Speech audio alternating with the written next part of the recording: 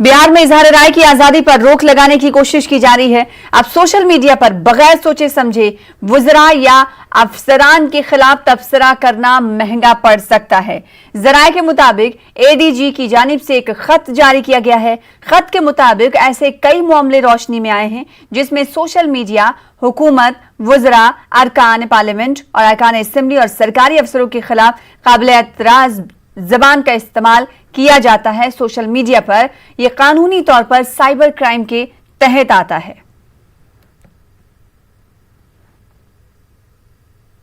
RJD leader Manoj Jha का कहना है कि हुकूमत सवालों से डरी हुई है, इसलिए तुगलकी फरमान जारी कर रही है। पहली जैसे ही ये फरमान देखा तो पहला ख्याल ये आया कि कहूं बधाई हो बिहार, आपको तालिबान हुआ। कहां ले जा रहे हैं बिहार को माननीय मुख्यमंत्री जी? क्या आपकी मंशा है लोकतंत्र में? क्या इस तरह के तौर तरीके चलेंगे कि आप गलती करते रहें, कोई सवाल ना पूछे जनप्रतिनिधियों से आपसे, और सवाल पूछे तो आप उसको मुकदमा करेंगे, जेल भेजवाएंगे? इस प्रकार के अहंकार और गुरूर से भरे फरमान जमींदोज कर दिए जाते हैं। यह स्मरण रहे, नेता प्रतिपक्ष ने ठीक ही कहा है कि छोटी छोटी चीजें जहां आपसे सवाल पूछा जाता है आप जेल भिजवाएंगे लोगों को। आपकी हिटलर शाही पर सवाल पूछेगा तो हिटलर विशेषण के आधार पर आप जेल भिजवाएंगे। इतना सनद रहे माननीय मुख्यमंत्री जी और आपकी पूरी की पूरी टीम। जिस प्रकार मैंडेट के व्याकरण को आप संभाल नहीं पा रहे हैं, उसको समझ नहीं पा रहे हैं, बिहार की जनता इस तुगलकी तालिबानी फरमान को कतई स्वीकार नहीं करेगी। सड़कों पे बवाल मचेगा, फिर आप ये फरमान हाथ में लेके घूमते रहना, एक कागज के टुकड़े से ज्यादा नहीं रहेगा। तो इस तुगलकी फरमान के बाद सियासत भी शुरू हो चुकी। मनोज झा को आप सुन रहे थे, वहीं इस खत में क्या कुछ लिखा गया है, तफसील से जानकारी हासिल करेंगे। रुख करेंगे पटना का, हमारे साथ हमारे नुमाइंदे दिवाकर जुड़ रहे हैं। दिवाकर, एडीजी की तरफ से खत जारी किया जाता है और इस खत में कहा जाता है कि अगर कोई सोशल मीडिया पर आपत्तिजनक अल्फाज का इस्तेमाल करता है तो उसके खिलाफ कार्रवाई की जाएगी। इसके अलावा मजीद इस खत में क्या कुछ कहा गया है, सबसे पहले तो ये बताइए। देखिए, जो पत्र जारी किया गया है एडीजी की तरफ से, इस पत्र में ये जिक्र किया गया है कि आप किसी भी माननीय पर, यानी कि मंत्री, सांसद या सरकार के किसी भी नुमाइंदे पर आप सवाल खड़े करते हैं या आपत्तिजनक टिप्पणी करते हैं, अभद्र टिप्पणी करते हैं या भ्रांतिपूर्ण टिप्पणी कोई होगी तो आप पर कार्रवाई होगी, और ये इकोनॉमिक ऑफेंस यूनिट है, वो कार्रवाई करेगी। तो अब ये सवाल खड़ा होता है कि कौन ये तय करेगा कि जो टिप्पणी की गई है वो आपत्तिजनक है, अभद्र है और भ्रांतिपूर्ण है।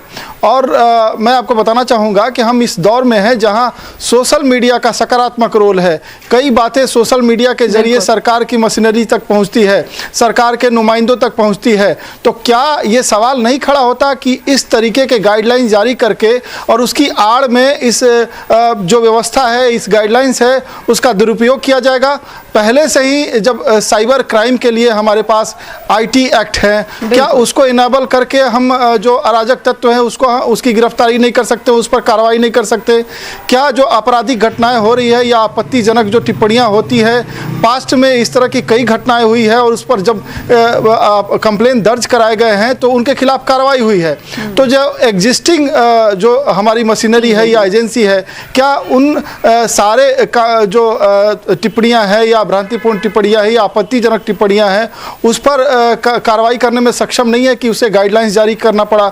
तो जाहिर तौर पे कई सवाल खड़े होते हैं और इन सवालों का जवाब देना होगा कि जब आपके पास पहले से ही कानून है और आप उसके तहत कार्रवाई कर सकते हैं तो इस तरीके के गाइडलाइंस जारी करने की क्या जरूरत थी? बिल्कुल, जाहिर सी बात है, कई सवाल खड़े होते हैं सरकार पर कि जब पहले से ही चीजें मौजूद हैं फिर उसके बाद अलग से एडवाइजरी जारी करना किस हद तक सही है। इस मामले पर क्या सरकार से सवाल किया गया? अगर बात आपकी करें दिवाकर, तो क्या आपकी तरफ से किसी लीडर से बातचीत हुई बीजेपी के, और अगर बात एनडीए की हुकूमत की करें तो उनकी तरफ से क्या कुछ रिएक्शन दिया गया?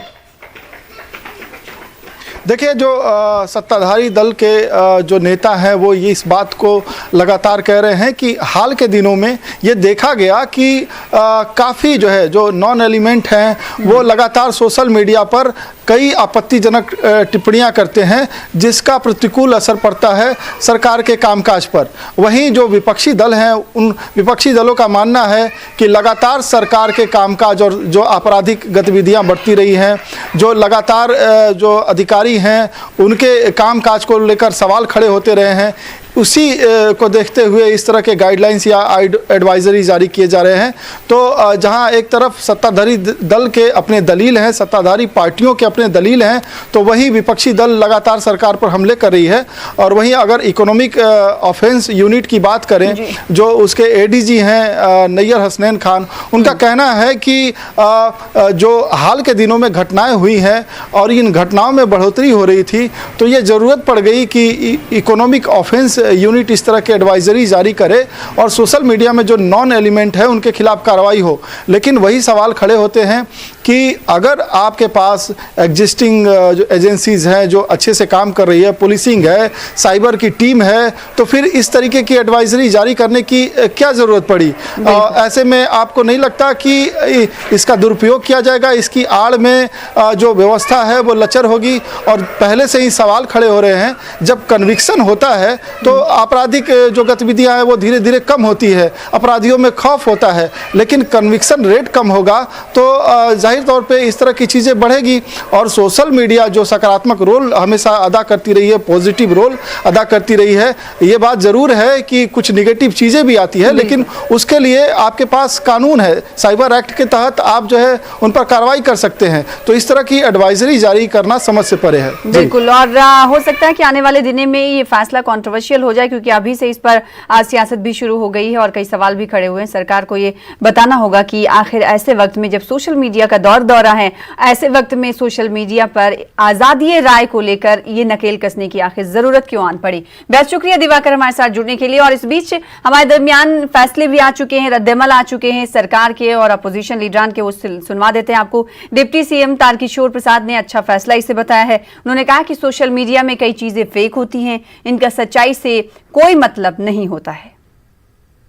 नहीं, ये तो एकदम सही निर्णय है, क्योंकि आप भी देखते होंगे, आप लोग बहुत स्तरीय चैनल से आते हैं और आपकी खबरें और जो सोशल मीडिया में गलत नाम से, फेक नाम से जो कुछ चीज़ें आ रही है, तो वास्तव में एक नकारात्मक वो चीज़ें पैदा करती है जो कहीं न कहीं उसका कोई वास्तविक चीज़ से कोई जुड़ाव नहीं रहता है। तो इस तरह का कदम उठना ही चाहिए।